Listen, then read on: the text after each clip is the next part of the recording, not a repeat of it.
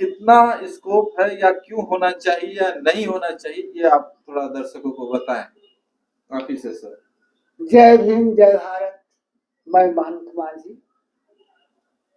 बड़ा अच्छा सवाल आपने किया। और ये आदरणीय लालू जी का एक वक्तव्य पूरे देश के माहौल को हलचल कर दिया है। और आपने जो कहा कि तेलंगाना में माननीय प्रधानमंत्री का जो भाषण हुआ है और इन्होंने जो कहा है कि मोदी के सब परिवार है, तो इससे तहलका मच गया है।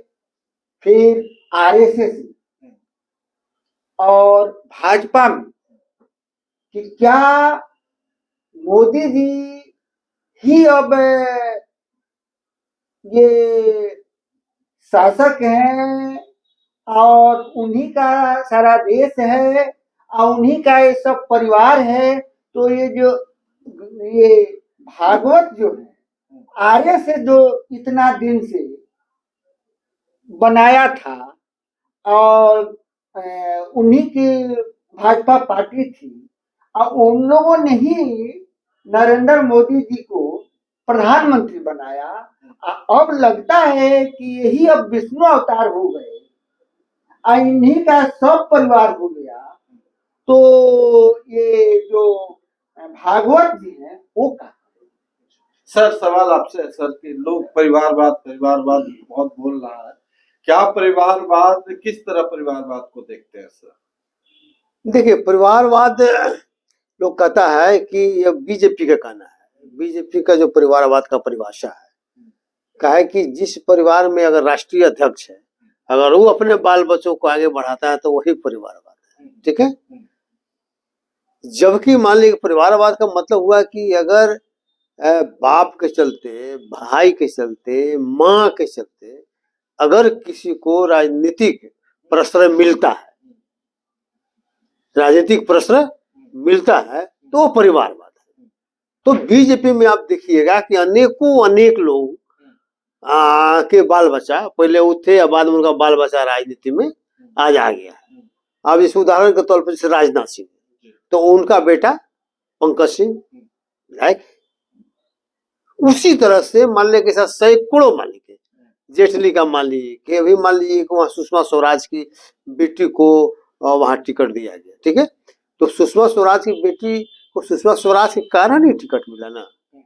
लेकिन बीजेपी उसको अपना लाभ देखकर ये कहते हैं कि नहीं, जो राष्ट्रीय अध्यक्ष है अगर वो अपने परिवार को देता है ना, तब वही माना जाएगा। तो अब भाई ये बताइए, तब कांग्रेस में कहाँ है? कांग्रेस का तो राष्ट्रीय अध्यक्ष तो खड़गे हैं, तो खड़गे कहाँ अपने? वो तो राजीव गांधी को, राहुल गांधी को आगे बढ़ा रहे हैं, सोनिया को आगे बढ़ा रहे हैं, तो परिवारवाद नहीं हुआ। ठीक है। तो परिवारवाद अच्छा। दूसरे में ये बताइए कि किसी भी परिवार का कोई लड़का बच्चा अगर कोई राजनीति में आना चाहेगा तो क्या उसको रोक देगा कि तुम मत आओ, इसलिए कि हम तुम्हारे बाप पहले से, इसलिए अब तुमको आने की जरूरत नहीं है? तो आनंद नहीं होगा ना। ठीक है। और मान लीजिए राजनेता का बेटा राजनेता बनेगा तो क्या बनेगा, और डॉक्टर का बेटा डॉक्टर अगर बनता है, इंजीनियर का बेटा इंजीनियर बनता है, आईएएस का बेटा आईएएस बनता है, तो उसमें कहाँ दिक्कत है? कोई दिक्कत नहीं। ठीक है। लेकिन ये सवाल है, लेकिन सबसे बड़ा यह है कि हलचल जो पैदा हुआ, हलचल पैदा होने का मुख्य कारण है कि जो पटना के गांधी मैदान में जो रैली हुआ, बहुत बड़ा रैली हुआ और चैलेंज किया एक तरह से लालू यादव ने, कहा कि जिसका परिवार है ही नहीं है तो परिवारवाद के पीड़ा को, परिवार की पीड़ा को क्या समझेगा? तो नरेंद्र मोदी पर उन्होंने अटैक किया कि नरेंद्र मोदी का तो अपना परिवार है ही नहीं, और जो एक परिवार था वो अपने पत्नी थी, उसका खुद तो हुआ ही नहीं, और उससे तो एक तरह से छुछुंदर भी पैदा नहीं हुआ।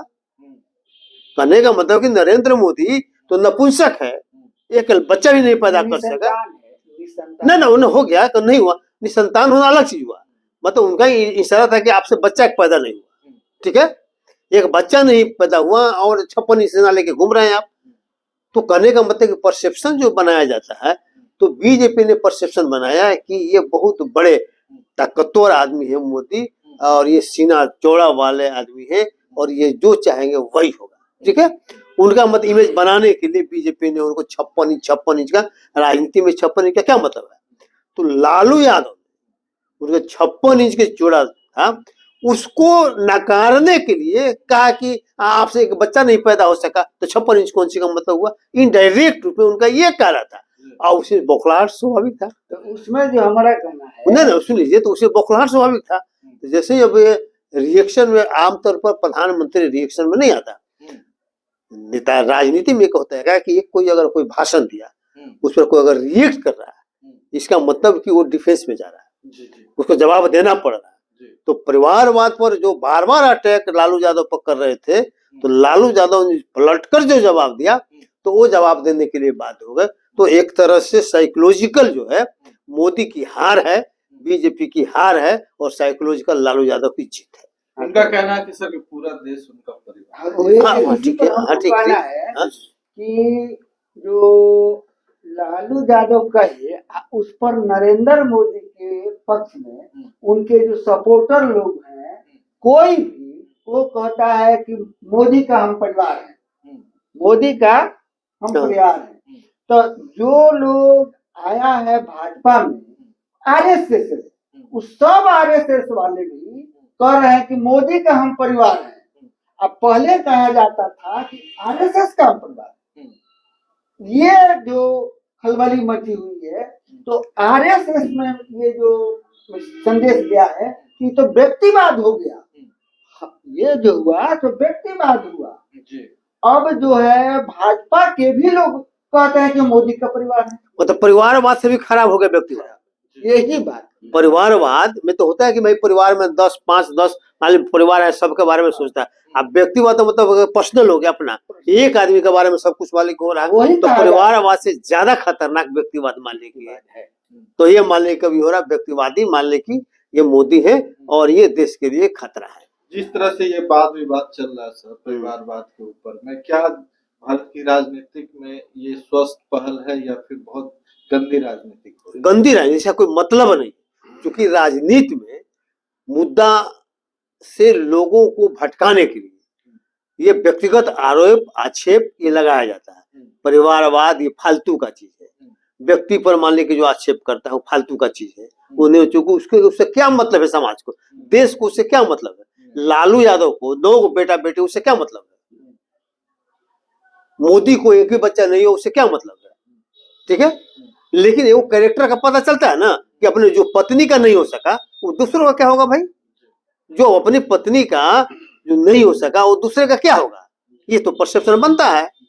तो क्या इस तरह देश में परिवारवाद खत्म होना चाहिए, क्या इसको और बढ़ावा देना? नहीं बढ़ाने का बात नहीं है, जनता ना तय करे। बल्कि एक बार मान लीजिए कि ठीक है कोई अपने बेटा को आगे बढ़ा दिया एक ही बार ना, आप फिर तो उसको बाद पब्लिक ने उसको सपोर्ट करेगी। पब्लिक जब सपोर्ट नहीं करेगी तो उसका तो खत्म हो जाएगा। इसका मतलब पब्लिक भी सपोर्ट उसको करती है परिवारवाद को। चूंकि ये बताते हैं, एक नया चीज आपको बता रहे हैं कि देश में लोकतंत्र जो स्थापित हुआ तो रिसेंटली हुआ, एक राजतंत्र था। तो लोगों के दिमाग से राजतंत्र आज भी खत्म नहीं हुआ है, ठीक है। लोगों के दिमाग भले आज लोकतंत्र है लेकिन दिमाग में लोगों का राजतंत्र ही है, स्वाभाविक है। तो जिसका नतीजा क्या होता है कि देखिए कि राजा के बेटा को राजा मानने में किसी को दिक्कत नहीं होता है, राजा की पत्नी को रानी मानने में किसी को दिक्कत नहीं होता है। अगर नया कोई आदमी आएगा तो उसको प्रॉब्लम होता है।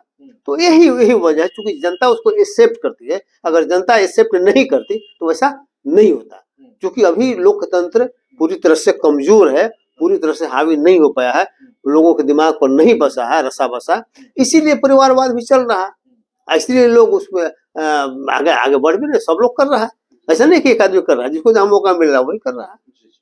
चलिए बहुत बहुत धन्यवाद इस पर चर्चा करने के लिए। ये था परिवारवाद पे आधारित और परिवारवाद से कितना ताल्लुक रखते हैं और कैसा परिवारवाद होना चाहिए या नहीं होना चाहिए, कमेंट करके जरूर बताएं। Thank you.